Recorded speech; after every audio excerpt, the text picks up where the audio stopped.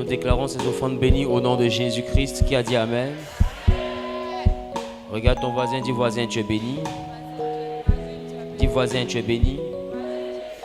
Est-ce que tu peux donner une offrande d'acclamation à Jésus?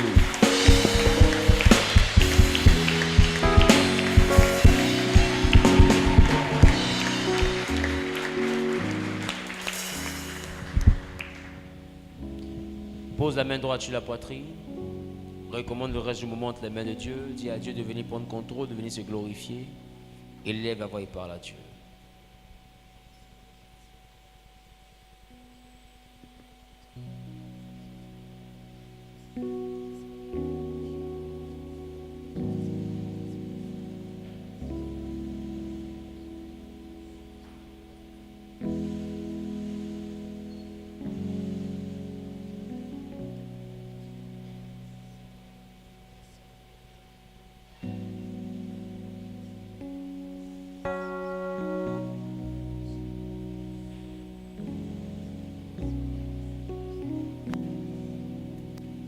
Nous te bénissons, nous te rendons la gloire, la louange et l'élévation. Merci Seigneur pour ta grâce, merci pour ta faveur, merci pour ta main puissante. Prends contrôle par ton esprit, viens et fais-nous du bien, au nom de Jésus-Christ. Notre Seigneur, j'ai prié. Amen. Assieds-toi sur la tête de tes ennemis. Bonsoir, peuple de Dieu. Je veux bénir Dieu pour la vie de la diaconesse Thiro. Et encore acclamer Dieu pour sa vie.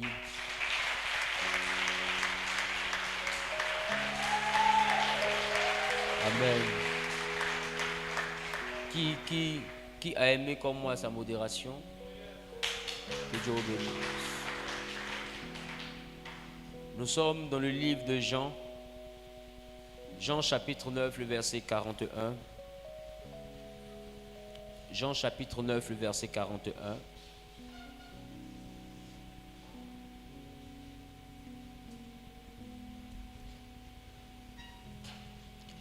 T'adorer,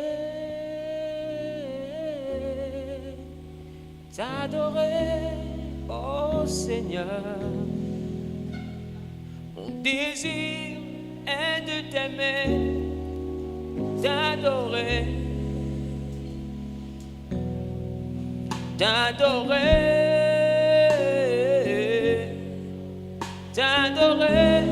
oh Seigneur. Mon désir est de t'aimer, t'adorer.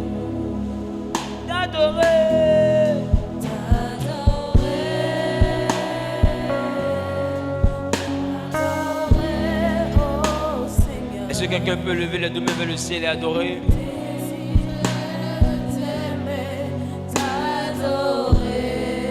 Jésus t'adorer.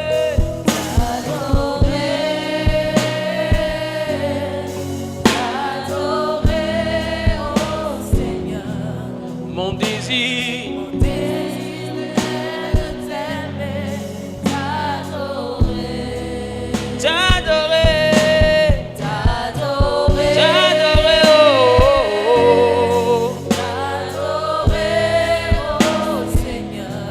Mon désir,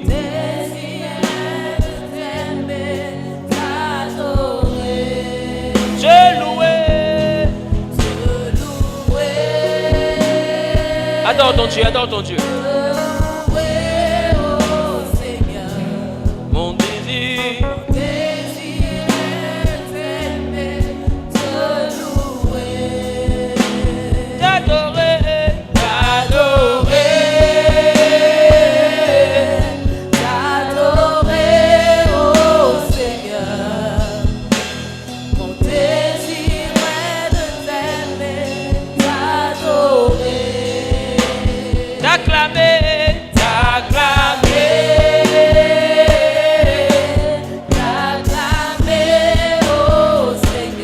désir, mon désir est de t'aimer, t'acclamer, te louer,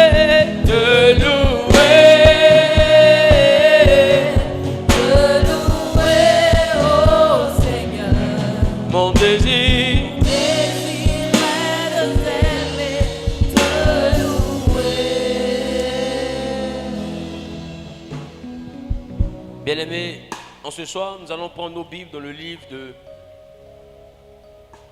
Jean, dans le livre de Jean, Jean chapitre 9, le verset 41. Jean chapitre 9, le verset 41. Nous lisons ensemble à l'écran 1, 2 et 3. Jésus leur répondit, si vous étiez aveugles, vous n'auriez point de péché. Maintenant vous dites, nous voyons, c'est pour cela que vos péchés subsistent. Alléluia. Assieds-toi dans la présence de Dieu.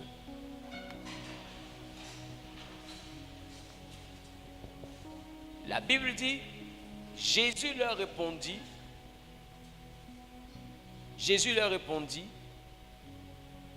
si vous étiez aveugle, vous n'auriez pas de péché. Amen. Si vous étiez aveugle, regarde ton voisin, dis à ton voisin, si tu étais aveugle, tu n'aurais pas de péché. Maintenant tu vois, c'est pourquoi tu pêches. Qui est d'accord avec ça? De toutes les manières, c'est pas ma parole. C'est la parole de qui? C'est la parole de Dieu. Il dit, si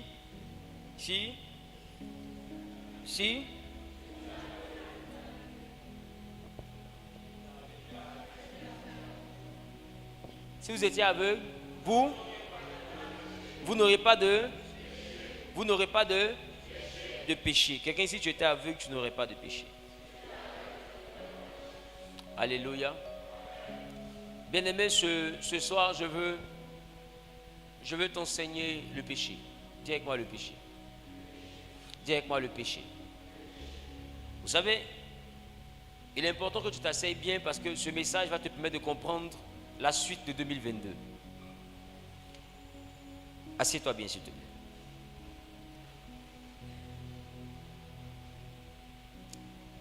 La Bible dit que Jésus va répondre. Alléluia. Jésus va répondre une chose. Il va dire, si vous étiez aveugle, vous n'aurez pas de péché. Maintenant, vous dites, nous voyons, c'est pourquoi vous péchez. Vous savez, quand on parle du péché, il y a péché contre Dieu et il y a péché contre notre frère et il y a péché contre nous-mêmes. Quelqu'un dit péché contre Dieu. Quelqu'un dit péché contre Dieu. Donc, il y a péché contre Dieu, il y a péché contre notre frère et il y a péché contre nous-mêmes. Exemple, celui qui n'obéit pas à Dieu, qui ne respecte pas les choses de Dieu, il n'est pas en train de pécher contre son voisin. Il est en train de pécher contre qui? Contre qui? Contre Dieu. Celui qui fait du mal à son prochain, ça veut dire que je t'ai vu, je t'ai insulté, je t'ai humilié. Amen. Je viens de pécher. Mais en réalité, je n'ai pas péché contre Dieu. J'ai péché contre toi. Est-ce que quelqu'un me comprend? Est-ce que quelqu'un me comprend? Maintenant, si tu te lèves et que tu commences à vivre une vie où tu te masturbes, où tu te promènes, où tu te livres au désordre sexuel, tu n'es pas en train de pécher contre Dieu non plus. Tu es en train de pécher contre toi-même. Qui comprend un peu? Il y a 3 dimensions dans le péché. Mais aujourd'hui, je ne veux pas enseigner le péché contre Dieu, ni le péché contre le voisin, ni le péché contre nous-mêmes. Mais je vais aller dans un autre angle du péché. Vous allez comprendre avec moi, frères et sœurs dans le Seigneur, que celui contre qui tu pêches, c'est lui qui te juge. Qui comprend? Celui contre qui tu pêches, c'est lui qui a pouvoir de te juger. Et c'est pourquoi vous pouvez voir des enfants de Dieu mourir de sorcellerie. Est-ce que quelqu'un me comprend? C'est pourquoi vous pouvez voir des enfants de Dieu mourir de sorcellerie. Parce que quand tu donnes ta vie à Jésus, Jean dit, la nouvelle naissance n'est pas selon la chair, ni selon le sang, ni selon la volonté de l'homme, mais c'est une nouvelle naissance qui vient de Dieu. Or, notre Dieu, il est comment? Notre Dieu, il est comment? Il est esprit. Donc, si c'est une nouvelle naissance selon Dieu, c'est une nouvelle naissance de quoi? Du corps ou bien de l'esprit? C'est une nouvelle naissance Ça veut dire que nous ne sommes pas nés de nouveau du sang. Donc le sang appartient toujours à une famille. Est-ce que quelqu'un me comprend? Donc la vie chrétienne ne t'empêche pas d'avoir une famille. Voilà pourquoi la Bible dit en Éphésiens, honore ton père et ta mère, car c'est le seul commandement suivi d'une promesse, afin que tes jours se prolongent. Ça veut dire que ne pas honorer ton père et ta mère peut raccourcir tes jours. Ça veut dire que quand tu déshonores ce pan de la parole de Dieu, tu donnes un droit légal à l'ennemi de raccourcir tes jours. Qui me comprend un peu? Donc le tout n'est pas de s'asseoir dans sa chambre pour dire ripobobo, shabababa, feu partout et consumer le quartier. Qui me comprend un peu? Vous savez, Dieu est dans sa parole. Et il a élevé même sa parole au-dessus de lui-même. Ça veut dire qu'il y a une chose que Dieu ne peut pas contredire. C'est ce qu'il a déjà dit. Est-ce que quelqu'un me comprend? Donc il est important que tu comprennes que celui contre qui tu pêches, c'est à lui que tu demandes pardon. Je ne peux pas me faire du mal et puis aller demander pardon à Dieu. Ce n'est pas recevable. Parce que Dieu n'est pas concerné par notre palabre. C'est moi qui dois dire la sentence. Voilà pourquoi on dit la malédiction sans cause n'a pas d'effet. Pourquoi la malédiction sans cause n'a pas d'effet? Parce que si tu ne m'as rien fait, si tu n'as pas péché contre moi que je te maudis, c'est zéro. Qui me comprend un peu? Mais la malédiction, c'est la mauvaise parole, maldiction, mauvaise parole, diction, parole, mal, malheur. Donc parole de malheur.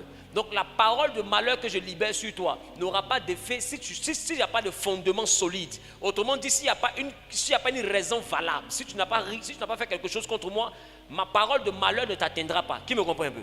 Donc ça veut dire qu'en réalité, quand tu pêches contre quelqu'un, s'il te maudit, ça va te prendre. Qui comprend? Il est important que tu comprennes qu'il y a des actions que tu poses. Ce n'est pas à Dieu de te pardonner. Beaucoup de personnes font du mal et puis font jeûne pour être pardonné. Va demander pardon à celui à qui tu as fait du mal. C'est lui qui est le propriétaire de la sentence.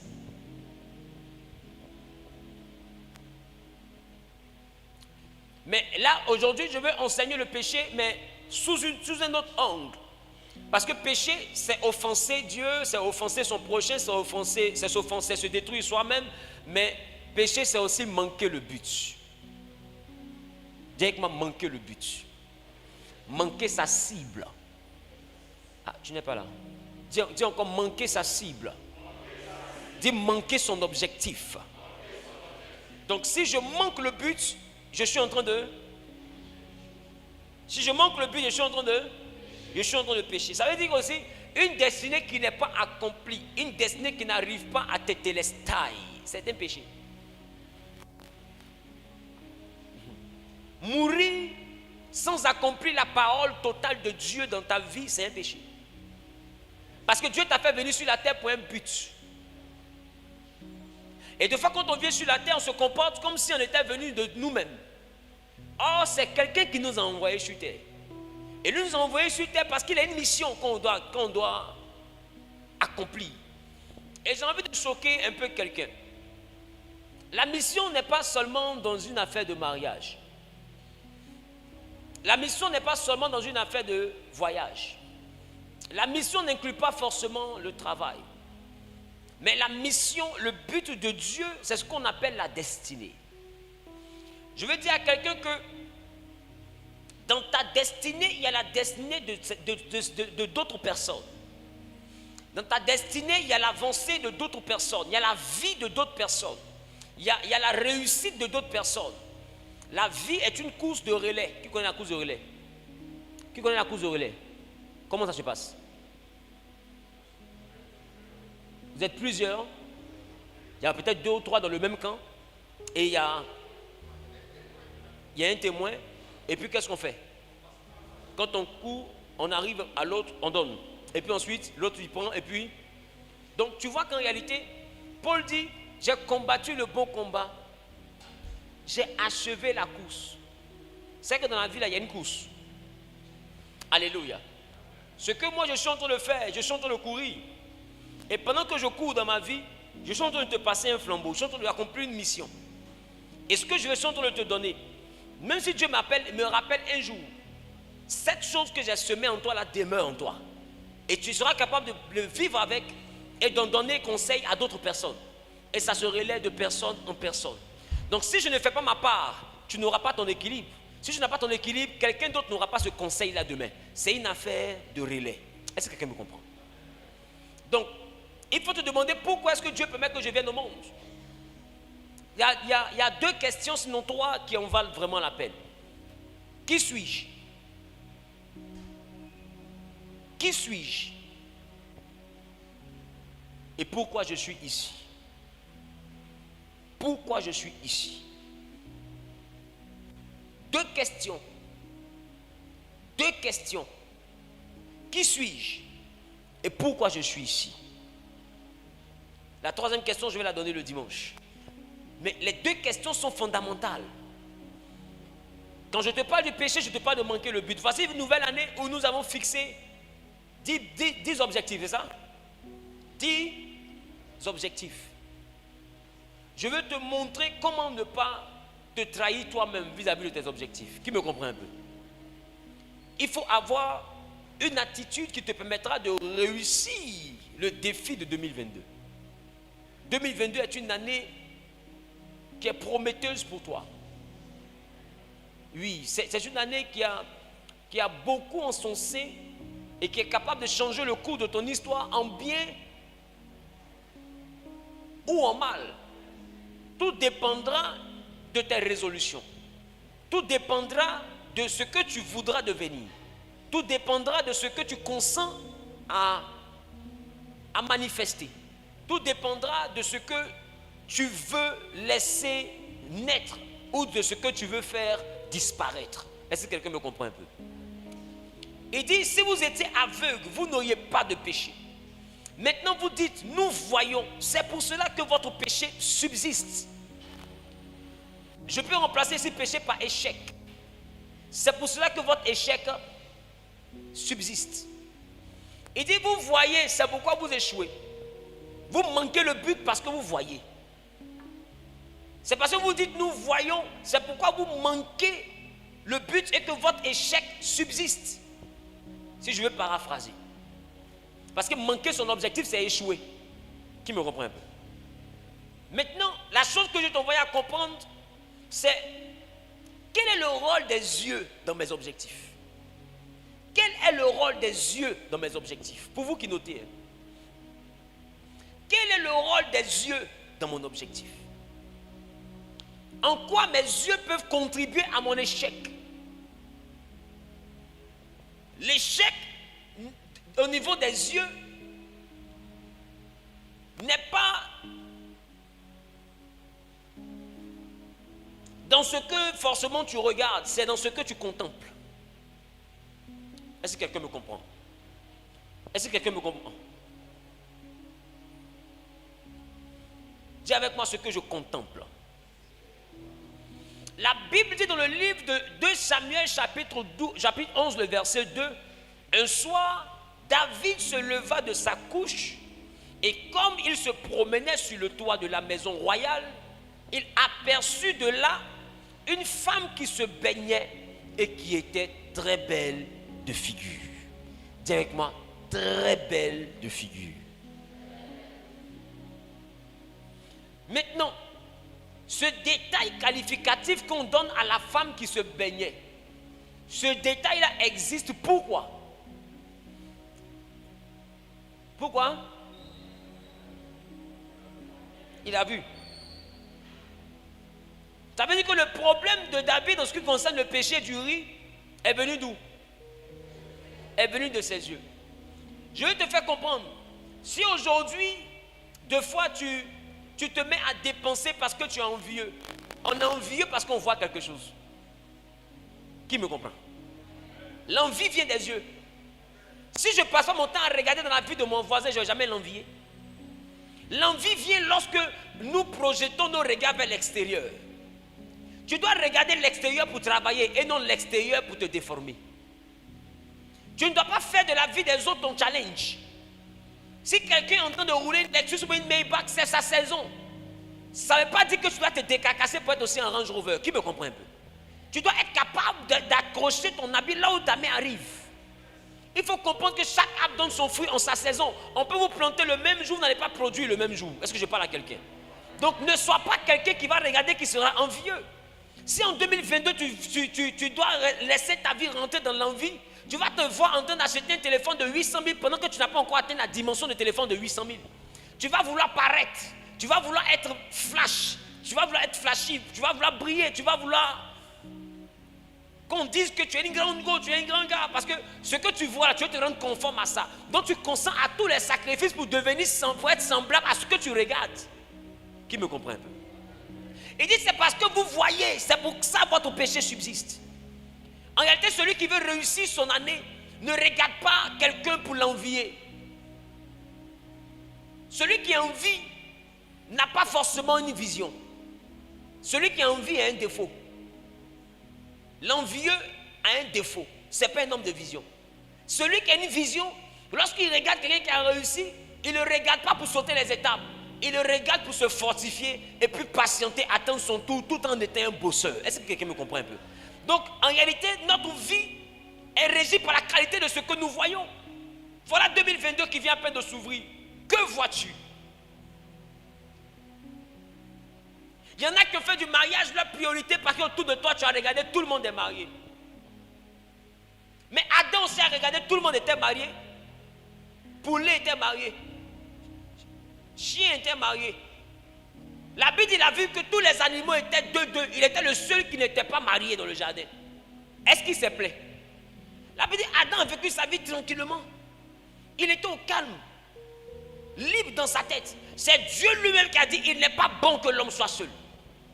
Arrête de te mettre la pression parce que tu vois le bonheur chez l'autre. Le bonheur n'est pas chez l'autre, le bonheur même est à ta porte. Sauf que tu ne sais pas apprécier le bonheur que Dieu t'a donné. Sauf que tu ne sais... Est-ce que je parle à quelqu'un? Le bonheur n'est pas chez l'autre, le bonheur est à portée de main. Le bonheur, ce n'est pas ce que je rêve acquérir. Le bonheur, c'est l'appréciation de ce que j'ai. Parce que j'ai envie de te dire, peu importe ce que tu peux avoir, si tu veux définir ton bonheur par rapport à ce que tu souhaites avoir, tu seras le plus malheureux de la terre en toute saison. Salomon dit, je cherchais une femme, mais je n'ai pas trouvé une seule parmi 1000.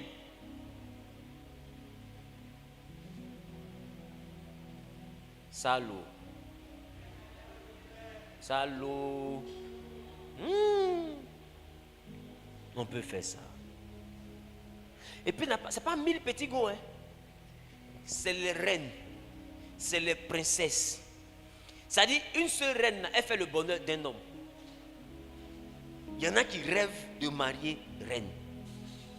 Lui, il a eu jusqu'à son 1000. Salaud dit, il n'a pas trouvé une seule femme. Tu comprends qu'en réalité, c'est lui-même qui est la cause de son malheur. Ça veut dire qu'en réalité, il cherchait ce qui n'existait pas. Il cherchait une personne parfaite. Est-ce que quelqu'un me comprend? Salomon cherchait ce qui n'existe pas. Il cherchait une personne parfaite. Mais ça n'existe pas. Regarde, on m'a dit ça n'existe pas. Même s'il veut qu'il parte à 10 000, il ne va pas trouver une femme. Si c'est ce critère-là, seulement lui veut trouver, là, il ne trouvera jamais une seule femme. David a vu la femme d'Uri, il a trouvé qu'elle était belle et il a convoité. Qu'est-ce que toi tu convoites aujourd'hui? Le travail de ton ami? Le studio de ta camarade? Les chambres salon de quelqu'un? C'est ton promotion, il a une voiture. Tu convoites, c'est bien. Tu as envie de devenir comme lui, tu as envie de devenir comme elle. Mais je vais te faire comprendre.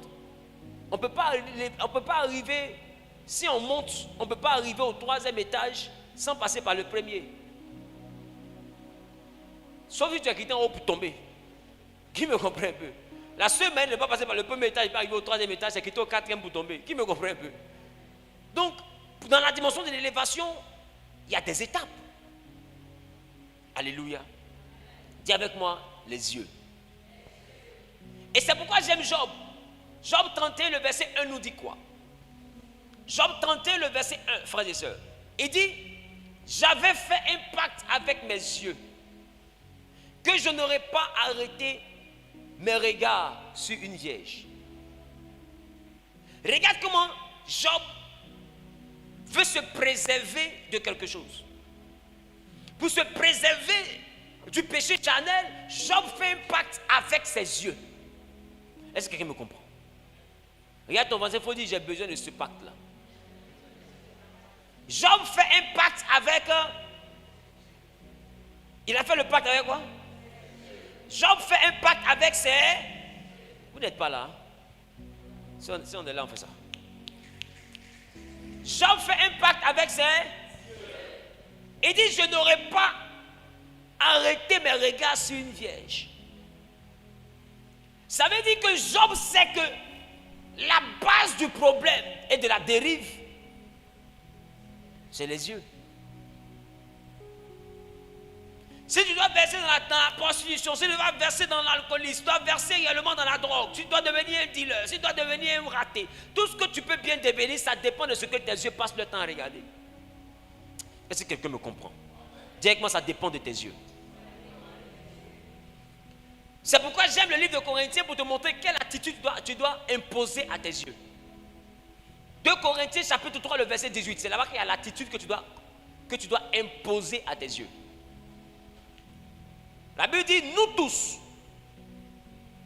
le visage découvert, nous tous qui, le visage découvert, contemplons comme dans un miroir la gloire du Seigneur, nous sommes transformés en la même image, de gloire en gloire, comme par le Seigneur l'Esprit. Donc, la Bible dit, le visage découvert, nous...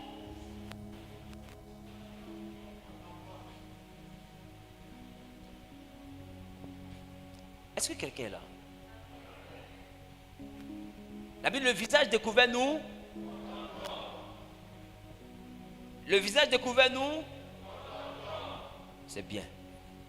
Quand quelque chose est donné, c'est bon que tout le monde reprenne. Ça montre que vous êtes là. Alléluia.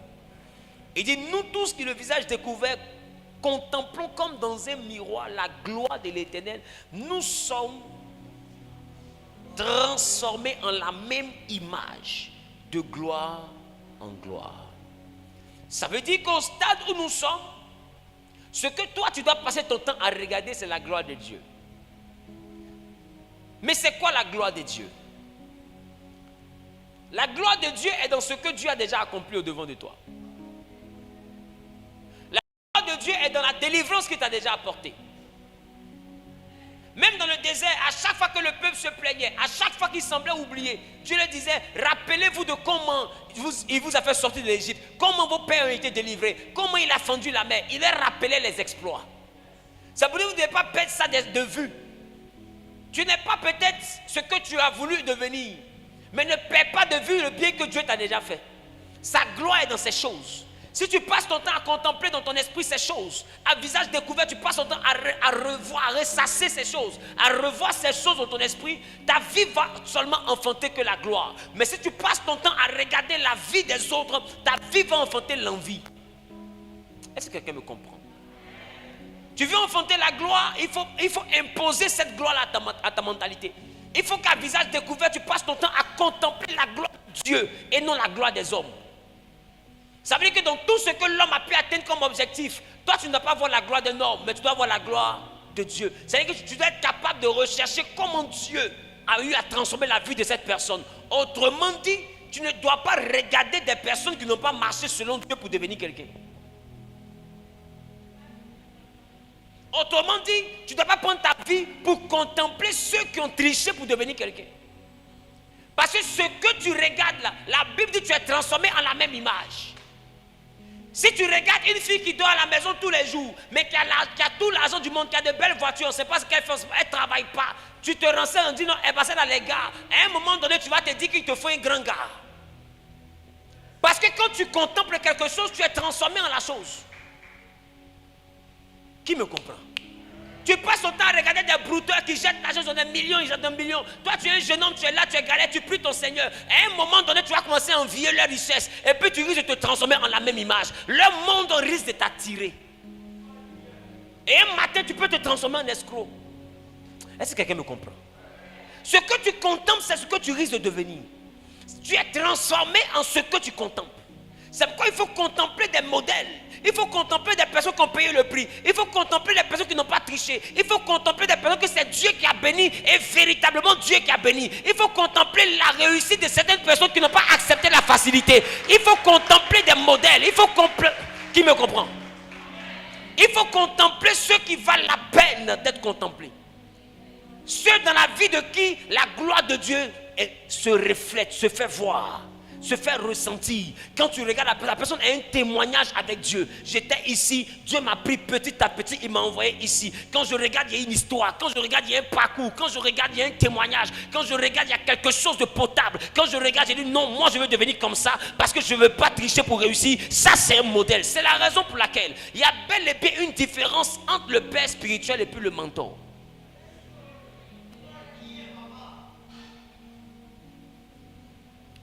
Le père spirituel peut être à la base de ta conversion. Sinon, est à la base de ta conversion.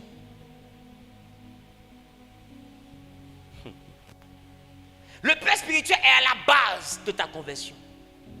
Mais le mentor est un modèle. Le père spirituel, on ne l'admire pas. Le père spirituel en limite. Plutôt, le mentor, on ne l'admire pas. Le mentor en limite. Quand quelqu'un est ton mentor dans un domaine bien précis, ce n'est pas pour que tu l'admires, c'est pour que tu suives ses traces. Et ce sont ces traces-là que lui t'enseigne. C'est son chemin que lui te montre. Comment il a fait pour devenir, c'est ça qu'il t'enseigne. Si ton mentor a l'habitude d'aller en Inde pour faire fétiche, quand tu vas vouloir réussir, c'est en Inde qu'il va t'envoyer. Qui me comprend? Le mentor te trace un chemin, mais le chemin que lui-même il a emprunté. S'il a fait des pactes sataniques, c'est ce pacte-là qui va t'envoyer, c'est ce qu'il connaît qui peut te donner. Donc, dans la vie, il faut comprendre. Quand tu veux réussir, il te faut un mentor. Mais le mentor, il faut comprendre qu'il ne doit pas être propriétaire de n'importe quel type de gloire. Il doit être propriétaire de la gloire qui vient de l'Éternel. Pour que le chemin qui te monte soit le chemin de l'Éternel. Est-ce que quelqu'un me comprend? Non, le mentor est différent du père. Élisée, son père spirituel n'était pas Élie. Élie ne l'a pas converti. Est-ce que quelqu'un me comprend?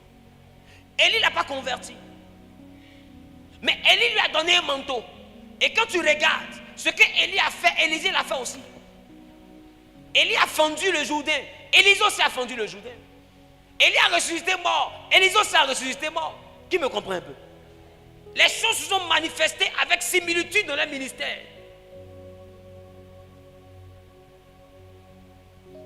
Voilà pourquoi Paul dit, il dit soyez mes imitateurs.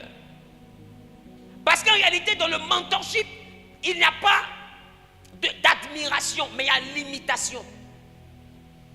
On copie sur un modèle. Est-ce que quelqu'un me comprend? Si tu veux réussir cette année, passe ton temps à regarder ceux qui ont pu atteindre l'objectif avec le Seigneur. Dans ton domaine. Dans le ministère. C'est eux. Et quand Dieu met quelqu'un devant toi pour te guider, il faut comprendre que dans la dimension du mentor, tu ne dois pas être un admirateur. Tu dois devenir un imitateur. Regarde, Jésus dit, tout disciple accompli devient comme son maître. Est-ce que ce que le maître fait, le disciple aussi le fait pareillement? Le serviteur peut le faire aussi pareillement. Pourquoi? Parce qu'il devait une copie. Qui me comprend un peu? Il devait une autre représentation de l'onction qui est là. Quand on a vu Élisée fendre le Jourdain, ils ont dit l'esprit d'Élie repose sur Élisée. Ça veut dire que son mentorat, quand on le voit là, sa manière d'agir là, ça ressemble à Élie. Est-ce que quelqu'un me comprend? Ça ressemble à Élie. Tu ne peux pas réussir si tu contemples n'importe quoi. Job dit, j'ai fait un pacte avec mes yeux. Le pacte, c'est qu'il y a des choses que moi j'ai décidé de ne pas regarder. Est-ce que quelqu'un me comprend? Il y a des choses que moi, Job, j'ai décidé de ne pas regarder. Regarde ton voisin, il faut dire, il ne faut pas tout regarder. On ne regarde pas tout dans la vie. On n'envie pas tout dans la vie. Amen. Amen. Si tu dois être envieux, autant être envieux en regardant la vie de quelqu'un qui a suivi les étapes. Parce que quand tu es envieux en regardant la vie de quelqu'un qui a suivi les étapes, ton envie là, va t'envoyer à suivre son chemin. Qui me comprend un peu? En réalité, celui qui est envieux là, il suit le chemin de celui qui l'envie. C'est ce que je suis en train de vous dire. Amen. Si tu vois ton frère qui est toujours premier de classe, que tu l'envies, qu'il est toujours en train d'étudier, et à un moment donné, tu vas te dire, moi aussi, il faut que je m'asseye pour commencer à étudier. Quand tu envies quelqu'un, c'est son chemin que tu empruntes. Alléluia. Alléluia. Il ne faut pas tout regarder. Dis, Seigneur, aide-moi à faire un pacte avec mes yeux, afin que je puisse regarder tout ce qui peut m'envoyer à réussir sans tâche. Au nom de Jésus-Christ. Amen. Deuxième point qui te permettra de réussir tes objectifs en cette année. Il faut discipliner tes pensées. Est-ce que vous savez que les pensées et le regard sont interconnectés? Les deux choses sont interconnectées. Quand tu regardes une chose, cette chose a pour toi des pensées. Est-ce que quelqu'un me comprend? Donc, quand je te parle de contempler, deuxième chose qu'il te faut assujettir, c'est le système de ta pensée. Voilà pourquoi la Bible dit, nous qui à visage découvert contemplons comme dans un miroir la gloire du Seigneur, nous sommes transformés en la même image, mais de gloire, de gloire, de gloire. Mais la Bible dit surtout, ne vous conformez pas au siècle présent, mais soyez transformés par le renouvellement de l'intelligence. C'est ça? Le siècle présent, il parle de quoi quand il parle du siècle présent? Il parle de ce qu'on voit. Il dit, ne vous conformez pas. Ça veut dire, ne vous alignez pas. Ne faites pas comme les gens du siècle présent. Mais pour ne pas faire comme eux, la solution qu'il a donnée est dans le même verset. La solution qu'il a donnée, c'est être transformé dans l'intelligence. Dans le renouvellement de l'intelligence. Ça veut dire que si dans ta mentalité, tu n'es pas transformé, tu seras comme eux. Est-ce que quelqu'un me comprend? Tu vas beau te faire appeler chrétien, mais tu auras leur comportement. Tu vas beau parler en langue, mais tu auras leur caractère. Est-ce que quelqu'un me comprend un peu? Tu auras leurs réflexes. Il faut soigner le système de ta pensée. 2022, il faut soigner le système de ta pensée. Tout ce que tu poses comme acte de bien comme de mal, avant de venir au monde, ce acte-là est une pensée. Ce acte-là est d'abord une pensée. Vrai ou faux? Quand tu dois t'énerver, faire la bagarre est d'abord une... C'est d'abord quelque chose, une chose à laquelle tu penses. Et c'est cette chose-là après qui devient une action. Mais rien ne devient une action si ce n'est pas d'abord une pensée. Donc la chose que tu dois surveiller en deuxième point, c'est le système de ta pensée. Qui est le système de ma pensée? Jacques chapitre 1, le verset 14 à 15. Jacques chapitre 1 plutôt, le verset 14 à 15. La Bible dit, mais chacun est tenté quand il est attiré et amorcé par sa propre convoitise. Mais chacun, on peut lire ensemble, 1, 2, 3.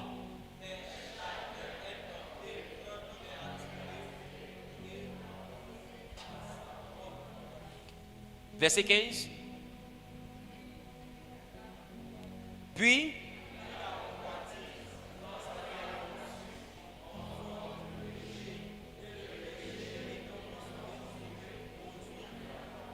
alléluia. Est-ce que vous voyez le mécanisme?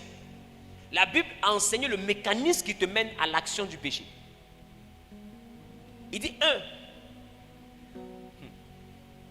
Tu es tenté quand tu es attiré et amorcé par ta convoitise. Mais là, on convoite à quel moment? On convoite à quel moment? Avec quoi? Avec les yeux. Il dit tu es attiré, c'est que ce que tu regardes là finit par faire quoi? T'attirer. Quand ça t'attire là, tu es assis à eux. Et puis tu te dis, je suis à eux, mais je ne suis pas comme eux. Mais déjà ça t'a déjà attiré. Qui me comprend?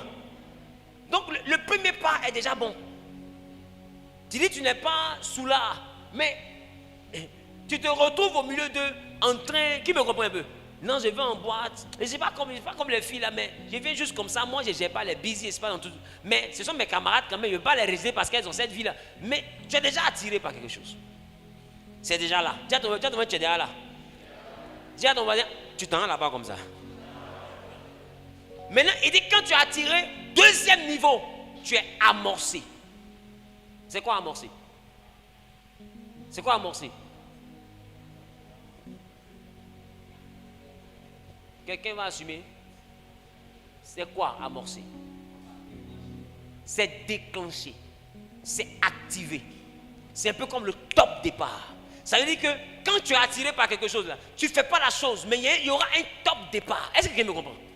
Un jour, ce que tu fréquentes va finir par te transformer. Est-ce que quelqu'un me comprend? Il y a des gens qui marchent avec des drogués, ils n'ont jamais fumé. Mais un jour, non, mais tu goûtes pas un peu, ça fait du bien. Hein? Non, je ne suis pas dans ça. Ça fait du bien. Il faut voir, quand tu prends ça, tu te sens léger comme ça. Ah, non, moi je ne suis pas dans ça. Un matin, tu as dit, bon, Dieu, il y a l'amusement là, donnez-moi écouter.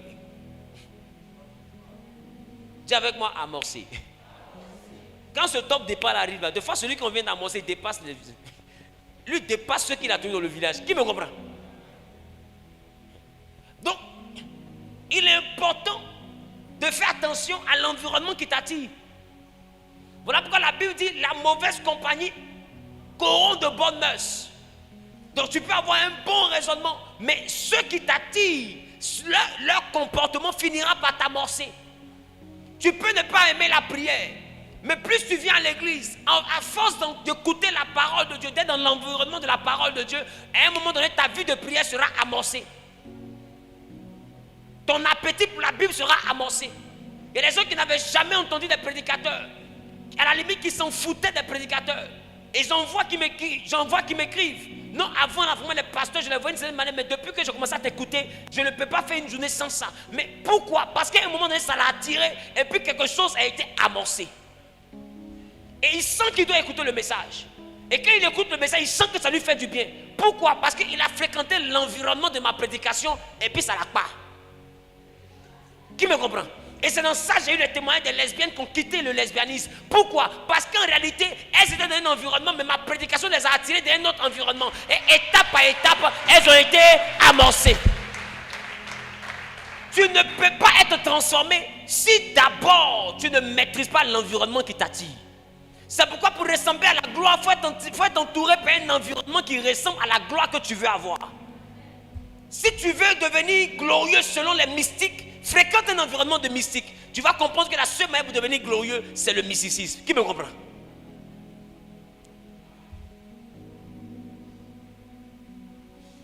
Il faut savoir gérer le système de ton environnement. Parce que la vie, là, c'est le résultat d'une contemplation. Et dit, lorsque nous finissons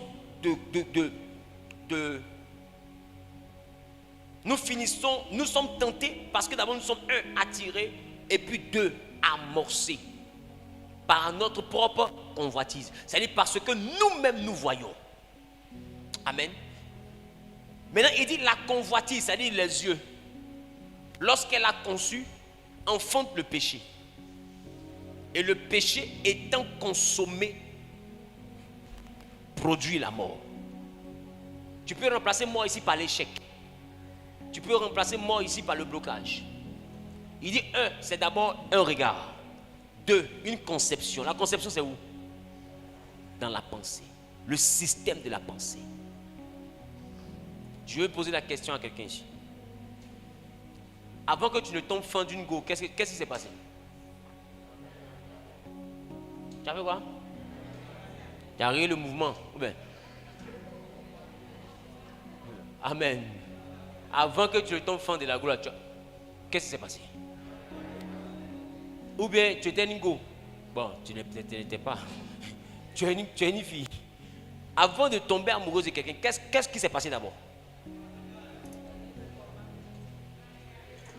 Il y a d'abord les yeux. C'est pas ça? Maintenant, deuxième chose. Tu es attiré. C'est pas ça? Et par exemple, tu as vu que c'est le genre. Bon. Il dit quoi? Viens partir au restaurant bien. Donc, comme c'est déjà quelque chose qui peut, tu vois, tu ne maîtrises pas trop, mais ça t'attire un peu quand même. Tu as au moins en toi quelque chose qui dit, tiens, tu t'es marié et fais rien à la maison, je peux partir, il n'y a rien. Qui me comprend un peu? Qui voit que c'est ça? Maintenant, quand tu arrives au restaurant, vous causez, vous buvez, tout. Tu vois que vous vous accrochez d'une manière. Et puis un coup comme ça, tu as amorcé. Qui me comprend? Et maintenant, une fois que tu as amorcé maintenant, tu vois que Dieu maintenant te dit, faut pas faire. Faut pas faire. Moi là, je suis chrétien, il ne faut pas faire. Oh, tu es déjà déclenché. Ils sont se rappeler. Oh, les zombies. Nous sommes humiliés. Qui me comprend? Donc la Bible est vraie. C'est pas moi qui connais la Bible. La Bible est vraie. Qui me comprend? Donc c'est-à-dire que le système qu'on est en train de définir là, la Bible a déjà prévu comment toi tu pêches. La Bible connaît. Donc c'est le même système chez tout le monde. Dieu est vrai, sa parole est vérité. Tu ne peux pas concevoir et puis ne pas enfanter. C'est pourquoi tu dois lutter ton système de pensée. Pour ta réussite, tu dois travailler le système de ta pensée. C'est important. Quelqu'un dit le système de ma pensée doit changer. Amen. Et c'est pourquoi Jésus, quand quelqu'un, il dit, celui qui parmi vous convoite, même dans sa pensée. C'est ça? Amen. Il dit, quiconque regarde une femme pour la convoiter a déjà commis l'adultère avec elle. Matthieu chapitre 5, le verset 28. Il dit, quiconque regarde une femme pour la convoiter a déjà commis l'adultère. Regarde à quel niveau Jésus envoie le péché. Je vais vous faire comprendre que le péché, ce n'est pas seulement qu'une action, le péché est une pensée. Donc l'échec dans tes objectifs peut sortir de tes pensées. Tu ne peux pas réussir si dans ta pensée, tu as déjà l'image de l'échec ou d'une malédiction qui te suit partout. Est-ce que quelqu'un me comprend? Il y a des gens qui veulent réussir, qui font des efforts, mais dans leur tête, là, ils sont déjà l'échec fait cher. Ils sont déjà perdants dans leur âme. À l'intérieur d'eux, il n'y a même pas une substance qui rappelle la réussite. Tout en eux est échec. Tout en eux est malédiction. Leur pensée, c'est malédiction, c'est échec, c'est sorcellerie, c'est blocage. On me poursuit, on m'en veut, on m'attaque. C'est ça seulement leur pensée. Il n'y a aucune gloire qu'ils contemplent. Ils contemplent seulement que l'échec. Ils contemplent que le célibat des autres. Ils contemplent la malédiction de la famille. Mais il faut comprendre que ce que tu contemples, c'est ce que tu deviens. Dans toutes les familles, il y a la sorcellerie. Mais tu ne vas pas prendre ton temps pour t'attarder sur la sorcellerie de la famille de ton père pendant que Dieu est en train de te dire tu deviendras une femme de gloire. En ce moment, qu'est-ce que tu fais? Est-ce que tu transformes tes pensées en la gloire à laquelle Dieu t'appelle ou tu laisses tes pensées semblables à la misère de ta famille? C'est à toi de faire le choix. Il dit tu dois regarder la gloire que Dieu te promet et te laisser transformer en la même image de gloire en gloire. Il faut contempler ce que Dieu te promet. La gloire qu'il t'a dit. Il dit tu seras un puissant homme d'affaires. Tu seras une puissante femme d'affaires. Tu seras une businessman. Arrête de regarder la maison de ta famille et puis commence à contempler ce que lui il a dit que tu seras. Tu n'es pas ce que le monde dit que tu es. Mais tu es ce que Dieu dit que tu es. Il y a des gens à qui dans la vie desquels les prophéties sonnent, mais qui eux-mêmes ne croient pas en leurs prophéties. Les promesses de Dieu demandent absolument à ce que tu les contemples. Chaque jour, quand Dieu dit que tu seras un homme puissant dans les affaires, il faudrait que les puissants hommes d'affaires puissent te faire comprendre que c'est ton futur qui est là. Ta pensée. Je peux ne rien avoir dans ma poche. Mais j'ai décidé de ne plus être pauvre. On n'est pas pauvre parce qu'on n'a pas l'argent dans la poche. On est pauvre parce qu'on n'a pas l'argent dans la tête.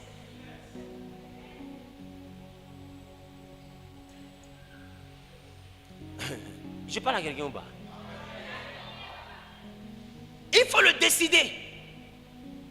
Il y a un adage que j'ai écouté cette semaine, que j'ai entendu cette semaine dans la bouche, je ne sais pas de qui là. Il dit, c'est l'homme qui fabrique l'argent, mais c'est Dieu qui donne. Le partage est Dieu qui fait. Donc il faut comprendre. Si Dieu te dit que tu seras quelqu'un de glorieux, arrête de te poser les questions de est-ce que, de comment. Arrête de combattre ta prophétie avec ta propre pensée. D'autres sont là. Tu les vois, ils brillent, tu les vois, ils brillent, mais quand ils sont seuls, il ne faut que pleurer.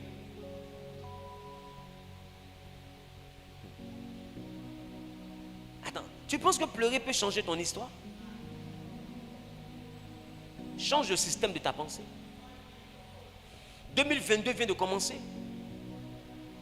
Il te faut avoir une attitude qui te donnera une altitude. Parce que ton altitude dépend de ton attitude.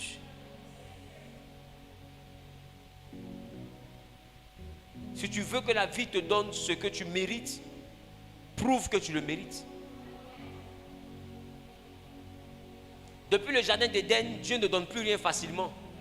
Il dit la terre d'elle-même, le sol de lui-même produira les épines. C'est normal que quand tu t'assois, tout soit épine autour de toi. Mais il dit à force de travailler, tu gagneras ton pain. Donc quand tu te lèves pour que ton histoire change, les épines se changent en fruits.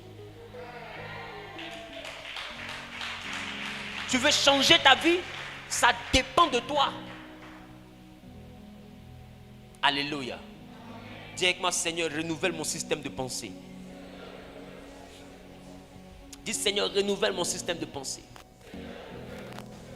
Arrête de penser que pour devenir quelqu'un, il te faut un grand gars. Arrête de penser que pour devenir quelqu'un, il te faut une grande gognani quelque part. Arrête de penser que pour que les gens te marient, tu dois avoir au moins 4 gars, 5 gars. C'est pas qui va se dessiner entre les deux. C'est sûr, Joe, il faut avoir là, au cas où c'est lui-là. Qui me comprend? Tu as la stratégie du singe, tu ne laisses pas une branche avant d'avoir attrapé une autre branche. Dis à ton frère, arrête ça. Libère ton esprit de cette mentalité. La première délivrance, c'est la délivrance de ta pensée. On peut prier pour toi, tu peux tomber, te relever, mais si dans ta pensée tu ne t'es pas délivré, tu sais que la délivrance n'est pas effective. La vraie prison de l'homme n'est pas dans le spirituel, c'est dans sa tête. Je parle à quelqu'un. Que Dieu te donne la mentalité d'un homme prospère. Que Dieu donne la mentalité d'une personne prospère. Qui donne la mentalité d'un gagnant. Qui donne la mentalité d'un victorieux. Que Dieu te donne la mentalité de quelqu'un qui domine. Qui donne la mentalité de quelqu'un qui réussit dans toutes ses entreprises. Que Dieu te donne la mentalité de quelqu'un qui était conquérant. Qui donne la mentalité de quelqu'un qui était victorieux. Que Dieu te donne la mentalité qui fait qu'on te suit, mais toi tu ne suis personne.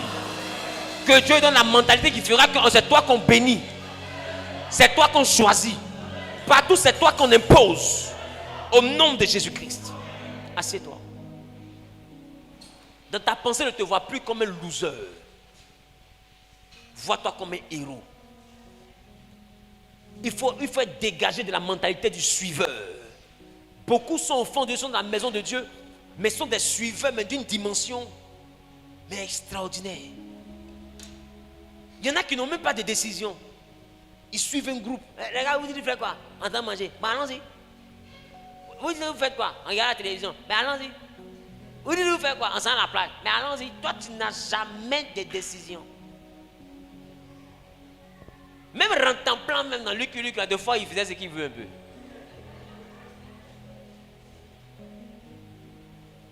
Des fois, Rentemplant, il est fâché, il dit, je ne suis plus Lucky Luke. Qui a vu ça? Au moins, Rentemplant lui-même, deux fois, il ne suit pas. Ah, on peut suivre comme ça. Dis à ton voisin, je ne suis plus un suiveur.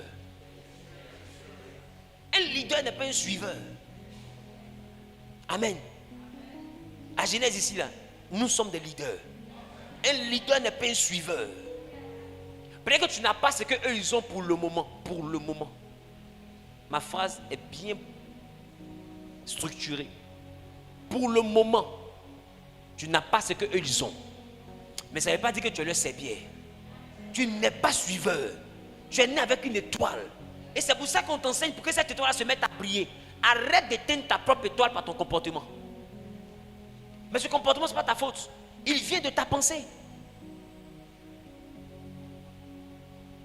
Il y en a dès qu'ils voient quelqu'un qui a l'argent, automatiquement ils sont complexés. Ils n'arrivent plus à bien parler, ils bégaient. D'autres même titubent. D'autres même pour saluer, ils sont bien s'abaisser. D'autres même changent ton nom, mais ils t'appellent vieux père. Oh, il y a quelques années, tu appelais mon petit. 9 ans plus tard, il te voit. Viens, ben. Bon, entre toi et lui, qui a vieilli, qui a rétréci? Tu vois qu'en réalité, c'est que de l'hypocrisie. Ne donne pas une position à quelqu'un dans ta vie parce que la personne a l'argent. Parce que ce que la personne a là, tu es né pour avoir ça. Tu as ton mari, ça n'a même pas chauffé. Voilà 2022, on vient de commencer, non? Dis voisin, il faut regarder, tu vas voir. C'est de ça on parle. Mais ta mentalité doit changer. Arrête-moi la mentalité d'un pauvre.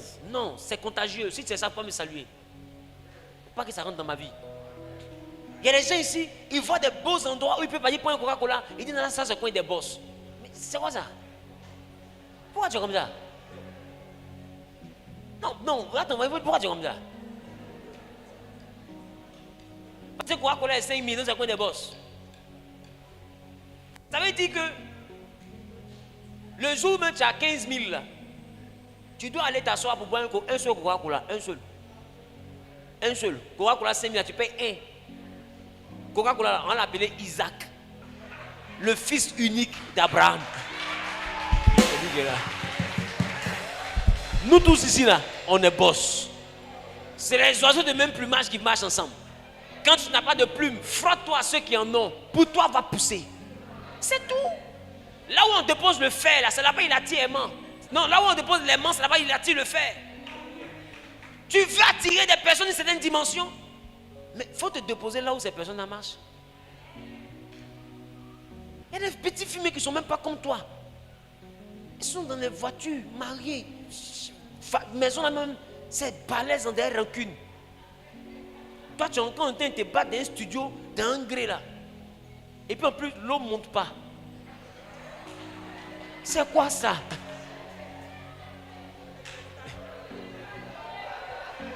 C'est quoi? Ça dépend de où tu t'assois. Un peu, tu es dans le coin noir, la montée, mais personne à la braise. Regarde ton comportement. Ensemble, on peut au fou, ensemble, on peut au fou. Toi, tu peux croiser quelqu'un a budget ici, là, au poc au fou.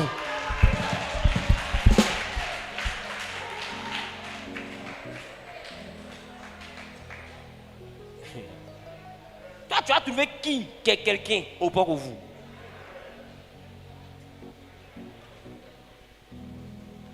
Poc même, c'est qui même dans ce pays-là? Poc, c'est qui? On parle des animaux qui se respectent, tu ne peux pas de Poc. Poc, mais c'est qui dans ce pays-là? Dis à ton voisin, arrête-moi ça.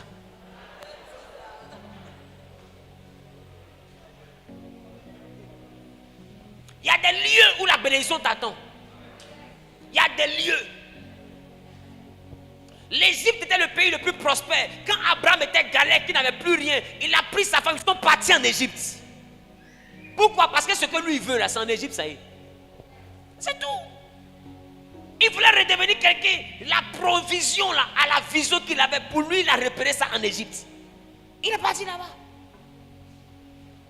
Mais il est reçu la richesse de l'Égypte. Là où tu vas là, c'est là-bas que tu reçois.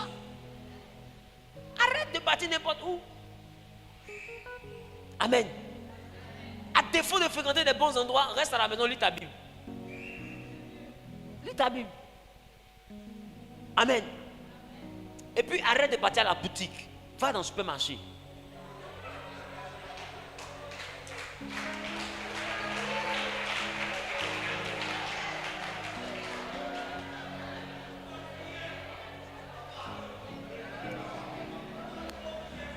Il y a ton voisin, dis à ton voisin, va dans le supermarché. Mes enfants qui êtes connectés à Internet, j'espère que vous comprenez bien ce que j'ai dit. Arrêtez de partir à la boutique, allez dans le supermarché. Il faut payer au mot climatisé. Dans le supermarché, là, on ne sait pas qui on peut croiser dans le rayon. Il y a des endroits. Dis avec moi, il y a des endroits. Il faut éviter. Il y en a même qui sont assis, tu t'assois au Belledrome. Oh! Ça dit que. Faut plus venir ici pour que tu t'imposes les mains. Faut pas ton notion bénétique là va rester dans ma main. Pardon. Ah! mon enfant dans la foi au Bélodrome. Pourquoi? Des fois, Satan te voit là-bas, mais au lieu de t'attaquer, il est comme ça. Satan lui-même, il est comme ça. On dit Satan, il faut l'attaquer comme ça. Il y a des balles, il ne faut pas gaspiller dans la vie. C'est là.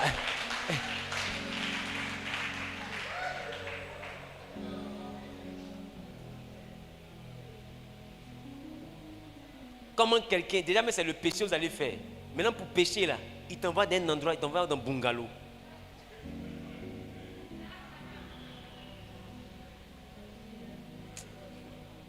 Qui connaît un bungalow?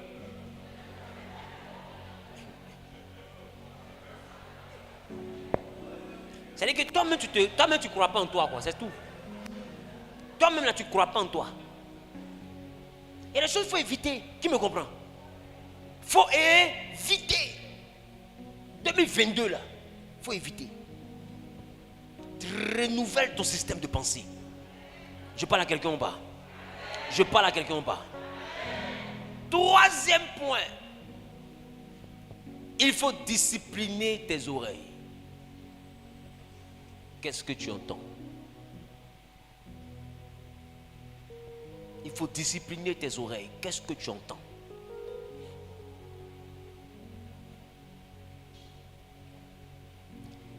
Ou qu'est-ce que tu écoutes?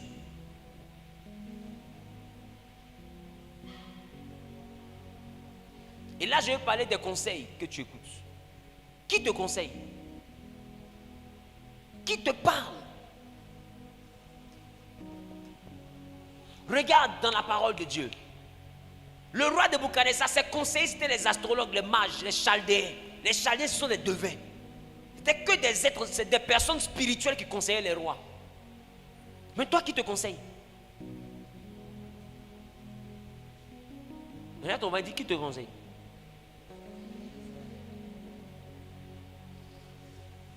Tu te confies à tout le monde, à n'importe qui. Dis à ton voisin, on ne fait pas ça. Quand on veut devenir grand en 2022, là, on ne se confie pas à n'importe qui. On se confie à quelqu'un qui a la dimension pour t'aider à atteindre ton objectif. Désormais, je suis ici chaque mardi. Tu veux que ton père spirituel te conseille, tu viens le mardi.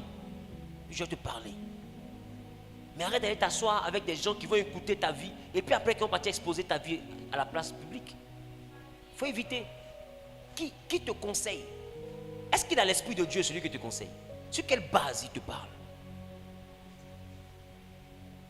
Fais attention à ce que tu entends. Fais même attention à ce que tu écoutes. Et là, ensuite, concernant ce que tu écoutes, je vais revenir sur la notion de ce qu'on appelle la musique mondaine. Dis avec moi la musique mondaine. Est-ce que vous comprenez un peu ce qu'on appelle musique mondaine? Parce qu'il y en a qui disent qu'il y a la musique chrétienne. Qui dit ça? Mais il n'y a pas la musique chrétienne. Il y a la chanson chrétienne. Mais est-ce qu'il y a la musique chrétienne? Tout est dans le message. Le rythme n'est rien, c'est le message le problème. Qui comprend de quoi je parle? Ce n'est pas la cadence, c'est le message. C'est le message qui définit une musique comme étant chrétienne ou comme étant mondaine. Un message qui dit par exemple que la tisa s'élève et puis se moque de la femme mariée, c'est-à-dire que les tisas sont trop heureuses. Jusqu'à c'est Gisèle, il y a le bonheur. Ça, c'est un message mondain. Est-ce que quelqu'un me comprend? Un message qui dit il faut honorer ta mère. Même si la femme n'a pas chanté Jésus. Ça, c'est un message divin. Donc, la notion de ce que vous appelez musique mondaine, est-ce que ce n'est pas parce que vous pensez que celui qui chante n'est pas chrétien que c'est mondain? Est-ce que pour être une musique chrétienne, la personne a besoin forcément d'être chantre?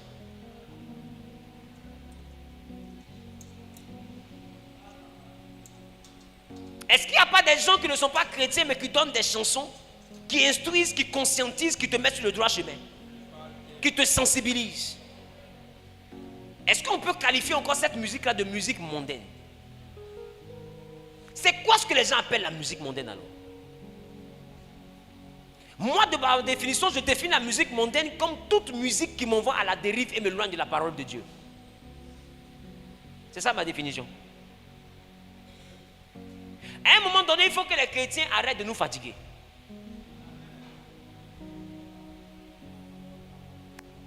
Il faut que les chrétiens arrêtent de nous fatiguer. Tout le monde n'est pas né pour devenir chanteur. Être chanteur, c'est un appel, c'est un sacerdoce en tant que, tout comme les pasteurs, c'est un appel. Mais il y en a qui ont le talent, mais qui n'ont pas l'appel. Ils ne vont pas se faire chanter parce qu'ils sont chrétiens. Dis-moi, c'est parce qu'ils chantent pour sensibiliser la jeunesse, et puis il ne met pas Jésus dedans, donc il est païen. J'ai envie de te poser la question. Et les policiers qui raquettent dehors et puis qui viennent payer 10 000 ici là, on les chasse ou on les laisse?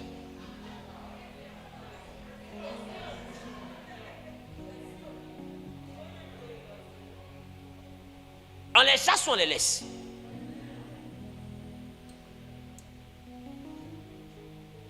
Mais est-ce que tu penses que dans les pays, tout ce que l'armée fait là, c'est de Dieu? Des fois, ton propre fidèle là, est-ce que tu connais la mission qu'il a accomplie la semaine passée? Où on l'a envoyé? C'est qu'il a fait. Lui-même, des fois, il chicote, il sait que c'est injuste, mais comme on lui a dit de faire, il fait. Qui c'est ça? Arrêtons de caricaturer les gens. Et aujourd'hui, il y a beaucoup d'enfants de Dieu, et ça me fait mal. Il y a beaucoup d'enfants de Dieu, mais qui ne sont pas chanteurs, qui font de la musique urbaine. Il faut comprendre ce qu'on appelle musique urbaine. Ça décrit des fois l'état de la société, ça présente des choses, ça peut motiver, tout comme ça peut envoyer à la dérive. Tout dépend du message qu'il y a à l'intérieur. Mais d'autres font juste de la musique. Simplement de la musique. Et qu'un message qui peut envoyer la jeunesse à se redresser. Et il y a beaucoup d'enfants de Dieu aujourd'hui qui sont dans le milieu que vous appelez le milieu du monde. Mais c'est votre comportement, votre jugement qui les chasse. Parce qu'ils ne peuvent pas devenir chanteurs. Oh, leur métier c'est chanter. Ils ne peuvent qu'être que chanteurs. Mais comme ils sont chrétiens, ils s'arrangent à ce que leur message ne soit jamais des messages de perversion. Je ne donnerai pas de nom ici, mais il y a plus en Côte d'Ivoire qui font ça. Il y a un mec qui a dit que ce que lui fait là, c'est du Zouglou Gospel. Vous n'avez jamais entendu? Il y a eu concert avant-hier ici, il est parti au concert. Parce que dans le fond, ils ont une intimité avec Dieu. Mais s'ils rentrent ici pour venir faire culte, vous allez les regarder comme ça. Parce que c'est le diable qui est venu. En tant que toi-même, tu es là, tu as 8 gars, mais tu es assis, tu es à l'aise.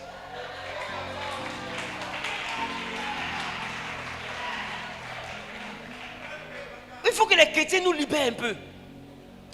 Libérez-nous un peu, avancez. Libérez-nous un peu. Je parle à quelqu'un.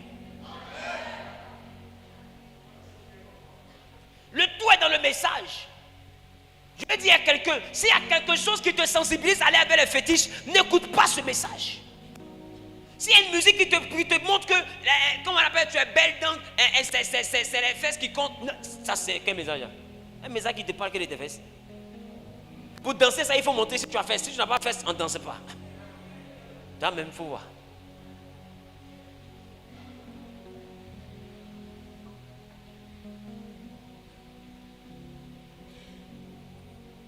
Et c'est ce qu'un jeune chrétien aujourd'hui essaie de démystifier. Il fait ce qu'il peut. Il est venu à son style de cheveux. Même cheveux là, les chrétiens l'ont attaqué.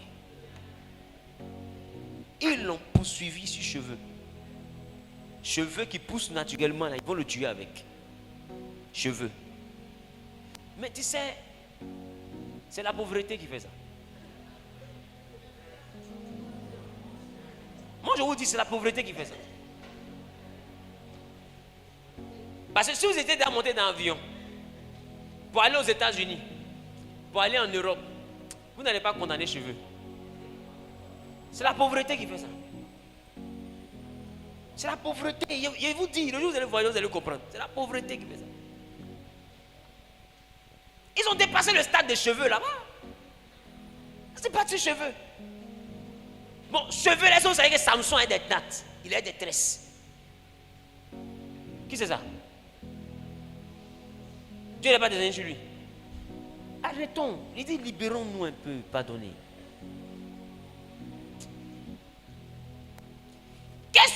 l'habitude d'entendre? Qu'est-ce que tu as l'habitude d'entendre? Il y a un rappeur, il fait du rap français, je laisse son nom. Quand moi je l'écoute, je dis toujours lui là, c'est un prédicateur. Ces textes sont d'une profondeur philosophique. Il y a des philosophies dans son nom là. Tu sais, quand tu as dit de partir à l'école là, c'était pour ton bien. C'était pour ton bien. C'était pas les sorciers qui t'envoyaient là-bas, c'était vraiment pour ton bien. Parce que, à un moment donné là, l'analphabétisme peut se mélanger à la spiritualité et puis nous fatiguer. Voilà. Ces textes sont d'une profondeur philosophique. Tu te demandes, mais est-ce que quelqu'un de simple peut parler comme ça? Mais son message, moi en tout cas, j'ai rien à dire là-dessus. Peut-être que vous le connaissez. Il est noir comme ça. Mais qui l'a écouté? Il faut lever ta main que tu fais comme si. Fais comme si Jean. Amen. Qu'est-ce que tu écoutes?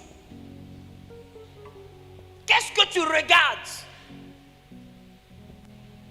Qui tu fréquentes? Quatrième point que je vais toucher aujourd'hui avant de terminer le culte. L'accessibilité à ta vie. Une personne trop accessible n'est pas née pour devenir grande.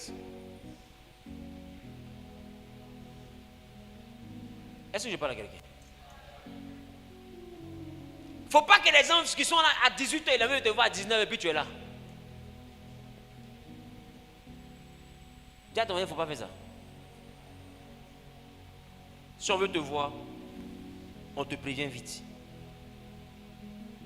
On ne te dit pas à 15 heures, je vais te voir à 16 heures. Ça veut dire que tu es trop à la disposition de toute façon. Qui me comprend? Il ne faut pas le faire. Ne laisse pas tout le monde rentrer dans tes 6 mètres. Il faut avoir une zone de réserve. L'accessibilité, ça va dans plusieurs compartiments. Ton chez-toi, ta vie privée, tes fréquentations, ton intimité, ta relation sentimentale. Tes amis sont dedans comme ça. Et que des fois tu en parles avec ton propre chéri, tu as chanté par le téléphone, elle a il exagère. Il faut dire que tu ne viens pas. Il faut dire que tu ne viens pas. Aïe. Qui êtes-vous? Qui me comprend un peu? Tu as ton voisin, non, c'est quoi ça? Il faut avoir une zone de réserve. Depuis que ne commet pas ce genre d'erreur. Quelqu'un vient, tu vois que lui, il ressemble à quelqu'un que toi tu as envie de marier. Ne l'expose pas, cache-le. Et prépare ton bonheur. Prépare ta réussite. Cache, on ne sait pas qui est qui. Où on s'en va là? On ne sait pas qui est qui. Les gens ne sont pas forcément sorciers, mais des fois ils ont un comportement de sorcier. Donc on ne sait pas qui est qui. Il faut faire attention.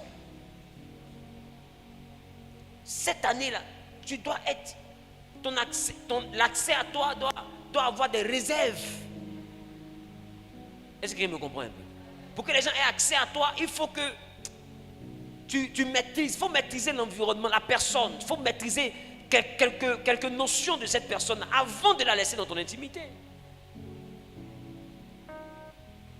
Votre principe d'amitié là même, ça me fatigue même. Non, tu as un peu trop d'amis. Il faut avoir beaucoup de connaissances. À un moment donné, quand on grandit là, c'est là qu'on comprend que l'amitié est un leurre. Aujourd'hui, les amitiés sont fragiles. C'est pourquoi je veux dire à quelqu'un, S'il y a une personne qui a arrêté d'être ton ami, il faut savoir qu'elle n'a jamais été.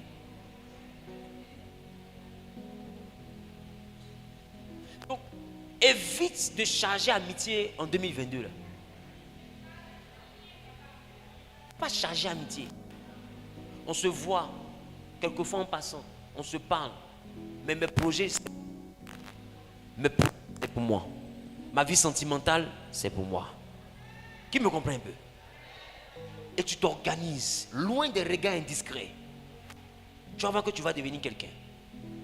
Mais si tu passes ton temps à t'ouvrir, petite nouvelle nette, tu appelles les gens, vous allez parler de ça. Petite possibilité dans ta vie nette, tu appelles tes camarades. On t'appelle quelque part, venez m'accompagner. Tout le monde est dans ta vie comme ça. Tu penses que tous ceux qui sourient ont envie de te voir réussir?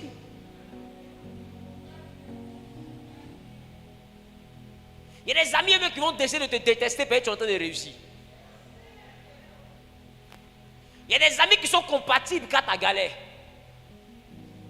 C'est le port USB là, c'est compatible à la galère. Tant que tu es pauvre, vous allez vous entendre. Mais quand tu commences à t'en sortir, ils vont te coller toutes sortes de défauts. Elle est prostituée, je ne voulais pas faire ceci, elle est ceci, elle est cela. Demain tu ne viens plus chez elle là, c'est parce que j'ai découvert telle chose. Il ment. La seule chose, c'est que ton bonheur est en train de le frustrer. Est-ce que quelqu'un me comprend? Faites attention. Et d'ailleurs, même l'ami d'aujourd'hui est l'ennemi de demain. C'est pourquoi il y a des données de toi qu'il ne faut jamais partager, même en amitié. Fais attention. Sinon, le revers de la médaille, là, ça va te dégoûter. Je parle à quelqu'un ou pas? Dis à ton voisin, faisons attention. Dis à ton voisin, faisons attention. J'ai beaucoup parlé, mais je sais que je n'ai pas bavardé. Le dernier point, il faut mettre toutes choses en prière. Amen. Il faut mettre toutes choses en prière. Par rapport à l'accessibilité, je vous donne 3 versets rapidement. Le premier verset, prenez Proverbe plutôt, chapitre 13, le verset 20. La Bible dit, celui qui fréquente les sages devient sage. Mais celui qui se plaît avec les insensés s'en trouve mal. Celui qui fréquente les sages devient sage. C'est-à-dire que ce que tu as l'habitude de fréquenter, là, tu deviens comme eux. Il faut faire attention à tes fréquentations. Je parle à quelqu'un ou pas? Je parle à quelqu'un ou pas?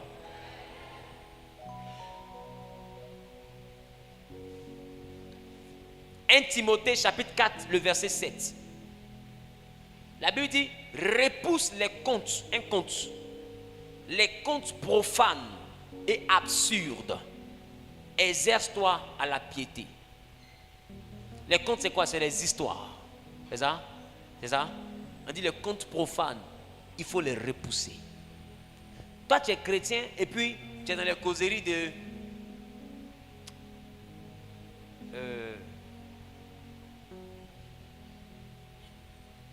On a vu revenant ici. Qui me comprend un peu? Les choses auxquelles les païens croient là. Toi, c'est ça ta causerie. Et puis tu es à l'aise dedans. Pendant que ce que tu es en train d'avoir comme causerie, tu sais que ça n'a aucun fondement.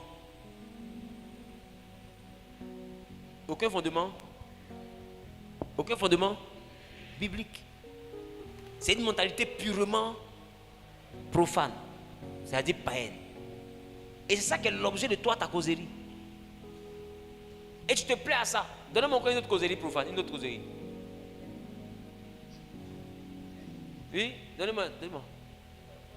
Pas ça? Et dès que tu es venu au monde, et puis le pied ici, là, en bas est plat. C'est que c'est une femme qui porte malheur. Et toi, tu es chrétien, tu y réponds ces nouvelles-là. Et tu as vu, ces pieds-là sont comme ça, c'est canard. Ça, elle porte malheur. Il y a quoi encore? Voilà. On ne siffle pas la nuit. Ah, il fait nuit et puis tu siffles la nuit. Mon grand-père a dit que ça, là, quand on fait comme ça, c'est un conte profane. On marche pas quoi? On ne parlait pas la nuit. Dites, vous connaissez les contes profanes. Si tu balais, il ne faut pas ramasser ça la nuit. Il faut attendre le matin avant de ramasser. Il y a quoi encore? On ne chante pas dans la douche. On ne se lave pas la nuit, à minuit. Dites, vous allez voir. Hein? On ne s'assoit pas sur mortier. C'est un mortier devenu sacré. Il y a quoi encore? On ne mange pas? On ne marche pas sur arachide la nuit.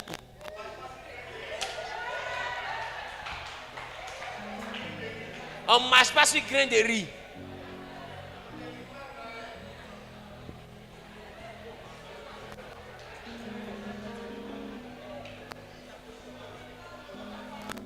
On ne pile pas de mortier vide. Vous voyez, parmi ce que vous dites là, il y a les contes profanes et puis il y a des contes absurdes. Les deux sont dans les exemples en même temps. Qui me comprend un peu? Vous voyez, ça relève de d'autres croyances. Ça relève de d'autres croyances. Ceux qui l'ont dit là, ils l'ont dit par rapport à quelque chose. Ils l'ont dit par rapport à leur divinité. Ils l'ont dit par rapport à leur pacte. Ils l'ont dit par rapport à leurs alliances. Qui me comprend un peu?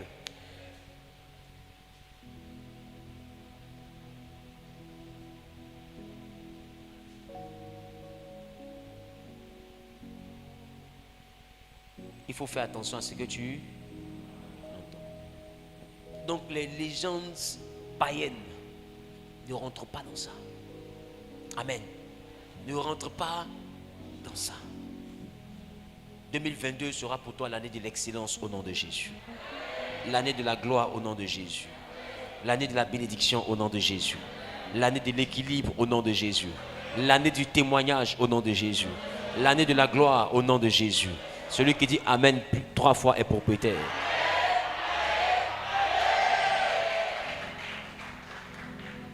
Tu vas poser la main droite sur la poitrine.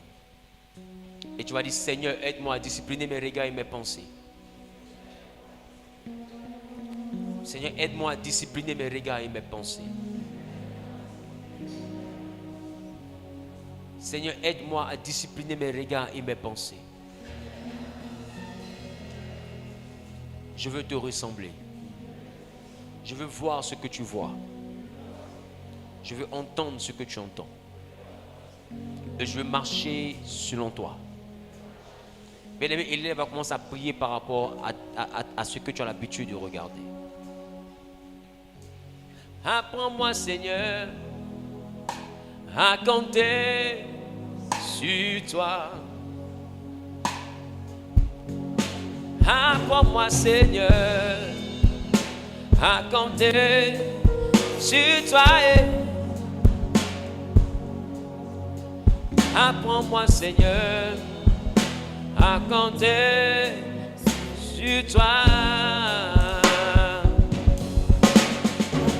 Car tu exauces nos prières. Parle à Dieu, parle à Dieu. Car tu exauces nos prières. Car tu exauces nos prières. Car tu exauces nos prières. Hey. Apprends-moi.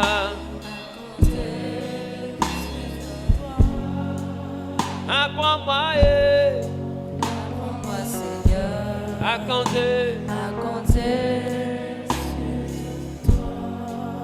Apprends-moi, papa, Apprends-moi, Seigneur, à compter sur toi. Apprends-moi, Apprends-moi, Seigneur, à compter sur toi. Tu vas élever la voix, tu vas prier pour le système de la pensée. Mets la main sur la tête.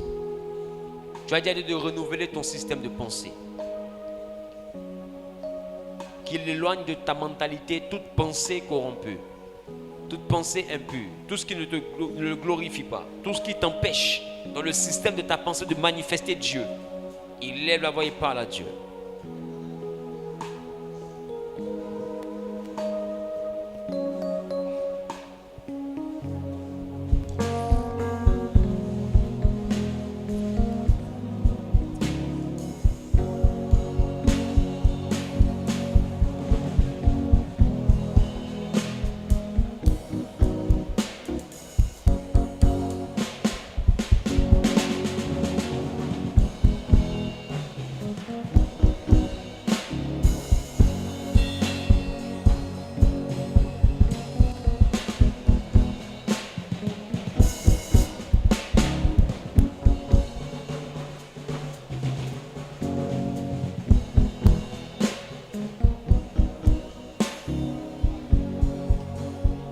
sommes exaucés au nom suprême de Jésus.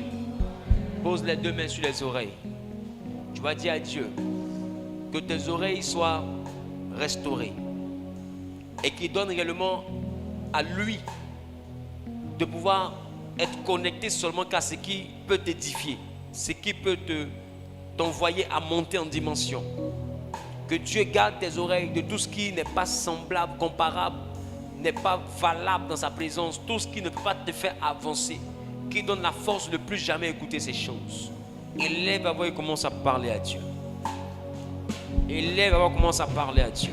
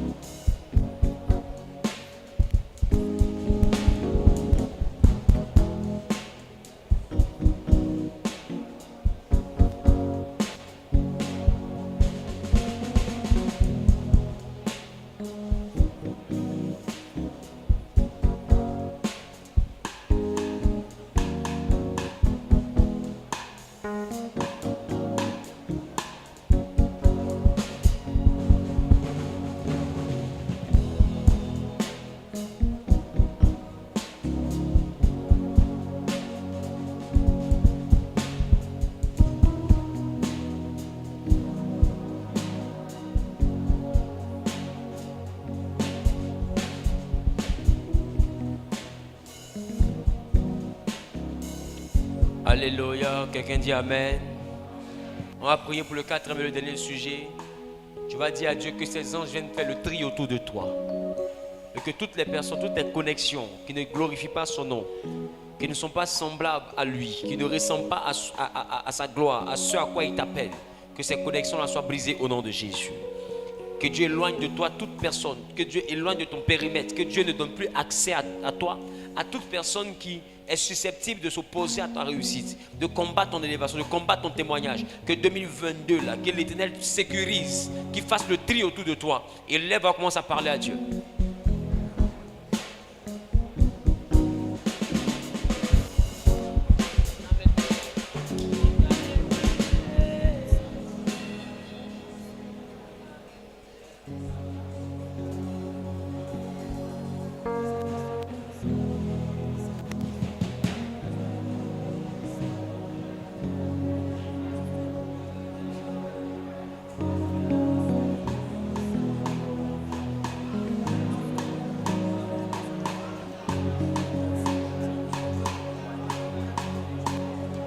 Que Dieu éloigne de toi toute mauvaise compagnie, toute personne qui dans ton entourage est susceptible de s'opposer à ta bénédiction, à ton témoignage, soit chassée au nom suprême de Jésus. Mon cœur est touché, mon cœur est touché, oh, oh. Je veux te dire merci, mais les mots ne suffisent pas. Je veux te dire merci, mais les mots ne suffisent pas. Mon cœur est touché, mon cœur est touché, oh, oh, oh. Je veux te dire merci, mais les mots ne suffisent pas. Je veux te dire merci, je veux te dire merci, mais les mots ne suffisent pas. Tu m'as baigné, tu m'as béni, oh, oh, oh. Moi je veux te dire merci, mais les mots ne suffisent pas. Quelqu'un peut adorer son Dieu. Je veux te dire merci, papa. Je veux te dire merci, mais les mots ne suffisent pas. Mais les mots ne suffisent Éternel, pas. éternel, éternel, oh.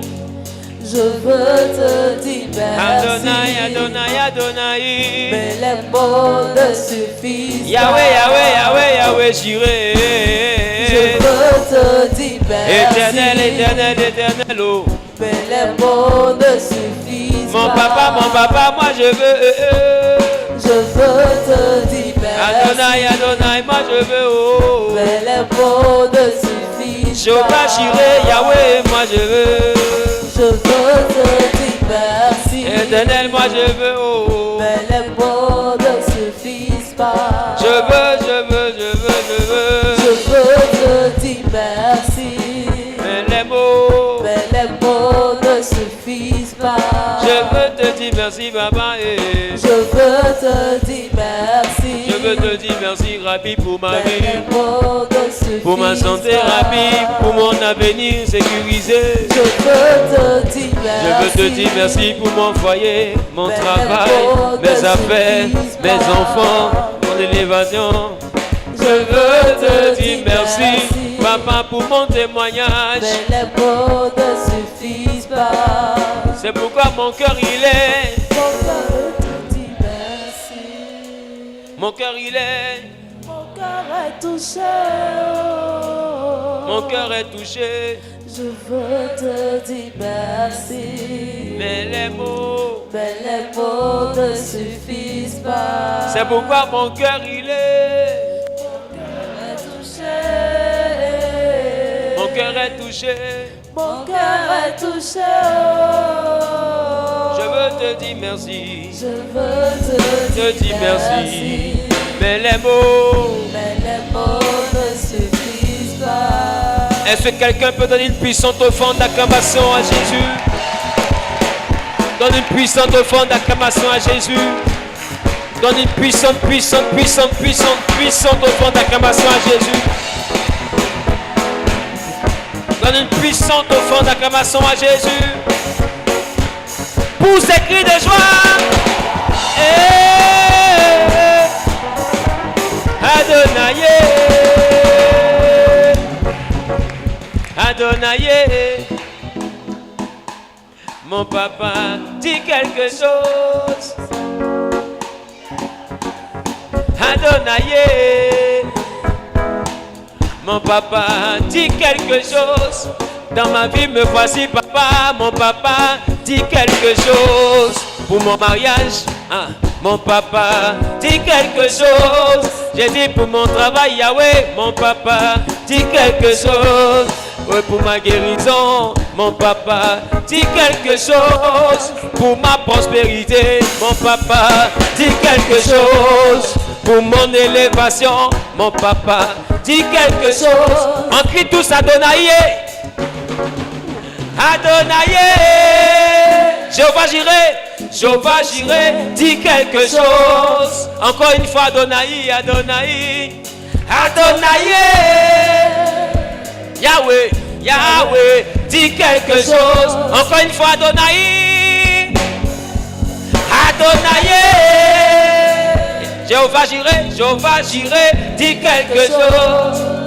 Adonai. Adonai. Yahweh.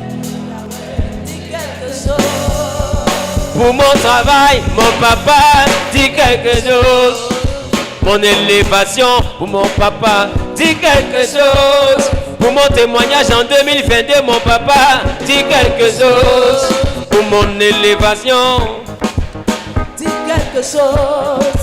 pour mon mariage cette année, dis quelque chose. Pour mon travail cette année, dis quelque chose. Pour ma prospérité cette année, Yahweh, Yahweh, Yahweh, dis quelque chose. Pour mon voyage cette année là-haut, Dis quelque chose. pour mon témoignage cette année, Baba, Dis quelque chose. mon ascension cette année, oh. Dis quelque chose. Adonai, Adonai, Adonai, Adonai, Adonai. Yahweh, Yahweh, dis quelque chose. Adonai, Adonai. Adonai. Jéhovah Jireh, dis quelque chose. Adonai, Adonai. Yahweh. Yahweh. Dis quelque chose. Qui veut qu'il dise un mot dans sa vie? Adonai. Jéhovah Jireh, Jéhovah Jireh, dis quelque chose. Ensemble crions Adonai. Adonai. Adonai. Dis quelque chose. Donne une puissante offrande d'acclamation à Jésus. Dis Seigneur, dis quelque chose dans ma vie. Dis Seigneur, fais quelque chose dans ma vie. Dis quelque chose pour que ma vie change. Au nom suprême de... Quelqu'un dit Amen 3 fois. Que Dieu te bénisse. Tu vas récupérer ta deuxième offrande. On va faire notre service de deuxième offrande. Et puis on aura rendez-vous le dimanche à partir de 6 heures.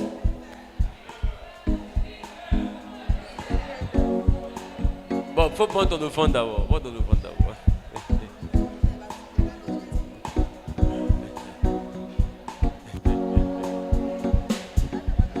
Est-ce qu'il y en a qui sont venus pour honorer leur dîme ou bien une offrande particulière? Si tu es là, lève la main, je vais te voir. Viens devant l'autel. Adonai, dis quelque chose. Jéhovah Jireh, mon papa, dis quelque chose. Oh, El Shaddai, mon papa, dis quelque chose. Jéhovah Raphaël, faites vos feux. Yahweh, dis quelque chose. Où je suis, moi j'ai besoin de toi. Dans mon ministère, moi j'ai besoin de toi. Dans mon foyer, papa, oh, moi j'ai besoin de toi. Moi j'ai besoin de toi. Oh. Moi j'ai besoin de toi. Dans ma vie, moi j'ai besoin de toi. Pour mon élévation, j'ai besoin de toi. Pour mon ascension, moi j'ai besoin de toi. Éternel, moi j'ai besoin de toi. Adonai, Yahweh, dis quelque chose.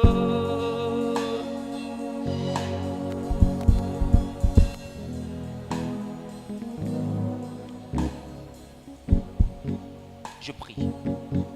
Dieu d'Abraham, d'Isaac et de Jacob, je te recommande tes enfants. Si tu es dans cette maison, que tu honores ta dîme dans cette maison, tiens-toi debout à ta place. Si tu honores ta dîme aussi là où tu es, tiens-toi debout à ta place. Je crois que c'est la même maison, c'est le Seigneur qui gagne. Je prie, Seigneur, pour tes enfants que voici. Et je prie pour tous ceux qui sont debout, que ce soit dans cette salle ou chez eux à domicile parce qu'ils sont à l'étranger, pour te bénir pour la dîme. C'est une alliance de prospérité, de grâce, d'élévation. Une alliance qui garantit la rosée du ciel de notre vie, la bénédiction qui vient d'en haut et qui permet à l'impossible de devenir possible. C'est pourquoi nous prions. Et je déclare ma qualité de prophète, en vertu du pouvoir qui m'est conféré par le Saint-Esprit, que le dîme est béni au nom de Jésus. Que toute autre offrande, que ce soit la prémisse ou toute autre offrande sacrificielle ou une offrande d'action de grâce, ce ne soit béni de toi au nom de Jésus. Je les bénis de la bénédiction des 4 vents, des 4 saisons de l'année 2022. Je les bénis de gloire de la bénédiction des 7 portes de chaque semaine.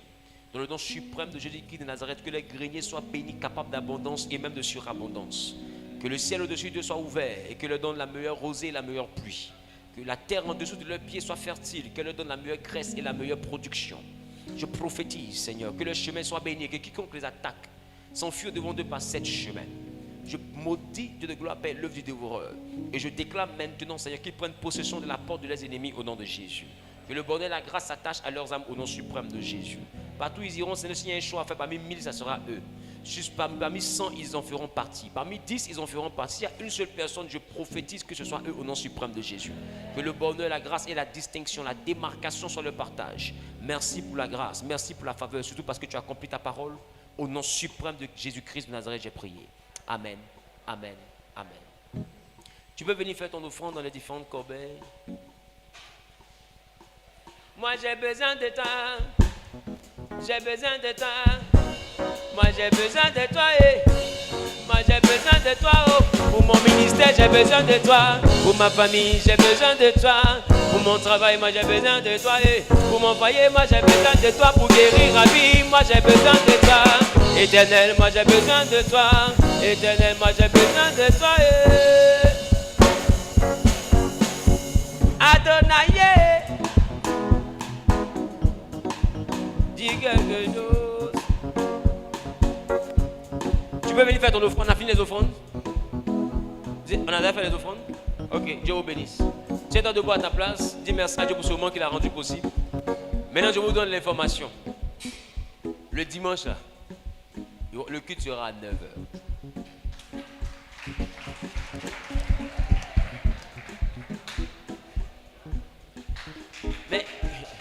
Mais comme je te connais, c'est qu'à 9h, tu vas venir en retard encore. Le culte sera à 9h. Et nous allons finir à 11h45. Amen. Les mercredis, c'est désormais de 18h à 20h30. Est-ce que vous savez pourquoi vous devez ménager votre programme vraiment pour être présent les mercredis? Je vous donne l'information. Les mercredis, ça sera maintenant l'atmosphère prophétique. Ça sera maintenant l'atmosphère de miracle. C'est les mercredis que je vais enseigner. Et puis après l'enseignement, je vais libérer l'Esprit de Dieu. On va prendre le temps de travailler, de chasser les esprits, prendre le temps de donner les orientations, comme on fait d'habitude. Qui comprend un peu?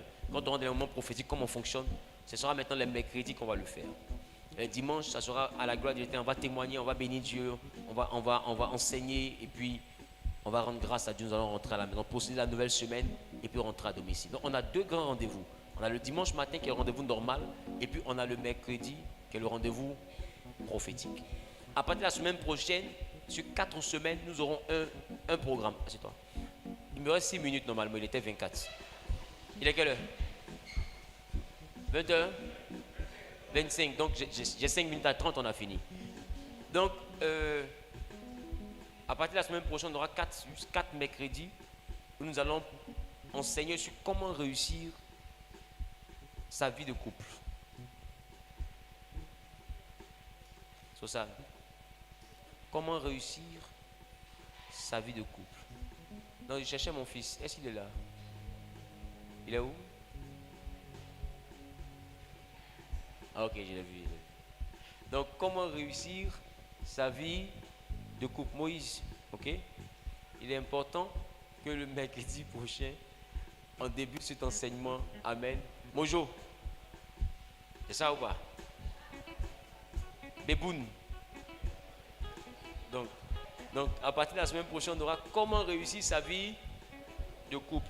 Et quand je parle de vie de couple, ça concerne même les fiancés, ça concerne les mariés, ça concerne tous ceux qui aspirent à une vie de couple normale. Amen. Donc, on va prendre le temps de travailler là-dessus en enseignement. Et puis après, on va laisser l'Esprit de Dieu se manifester. Amen.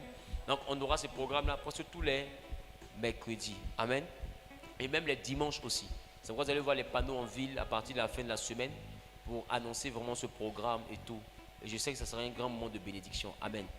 Donc, il faut faire le nécessaire pour te rendre disponible. Alléluia. Voilà. Et désormais, comme j'ai eu à le dire, après 40 minutes, l'accès sera fermé parce que je vais prendre la parole après 40 minutes. C'est-à-dire quand on commence à 18h, 18h40, je prends le micro. Donc il faut s'arranger pour être déjà dans la salle. Amen. C'est très important. On n'a plus plusieurs jours en semaine. On n'a qu'un seul jour.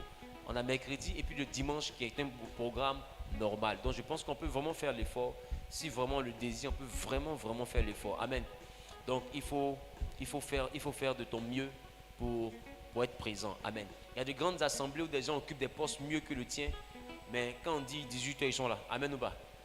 Amen ou pas? D'autres sont des DG, d'autres sont des DICAB, puis ils sont des églises. Puis à 18h, ils sont là. Donc, ça veut dire que tu peux le faire. Amen. Voilà. Tu peux le faire. C'est très important. Tout dépend de ce que tu mets en priorité. Des fois, même au travail, là, tu quittes, tu descends plus tôt parce que tu as un rendez-vous, parce que tu as une réunion. Deux fois, tu dois chercher l'argent quelque part. Va. Donc, tu peux aussi le faire pour le Seigneur. Une fois par semaine, je pense que ce n'est pas mauvais. Amen. Vraiment que Dieu vraiment te bénisse. Et puis, il faut calculer les embouteillages. Quand tu sais qu'il y a un embouteillage, tu prends tes dispositions pour décoller plus vite. Parce que tu sais que là où tu pars, il y a ta bénédiction là-bas. Alléluia. Donc, vraiment que Dieu vous bénisse.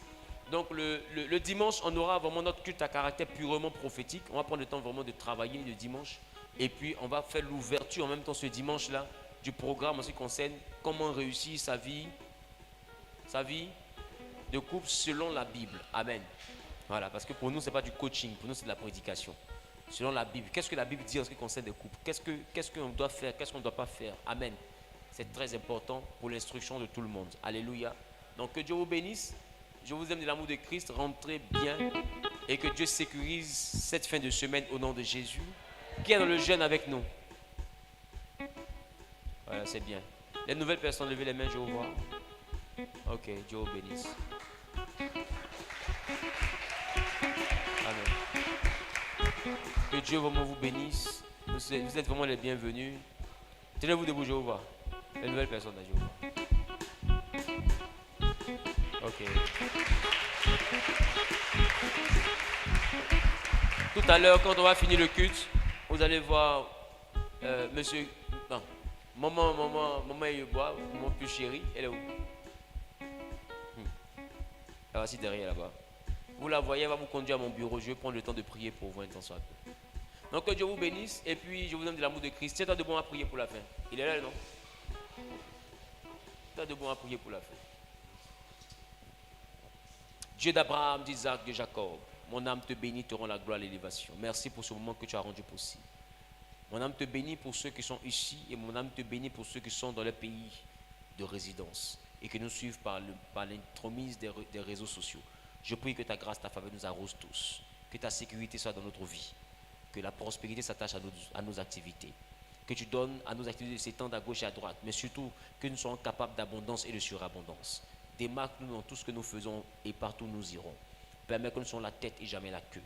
Glorifie-toi, parce que nous sommes le reflet de ton trône sur terre.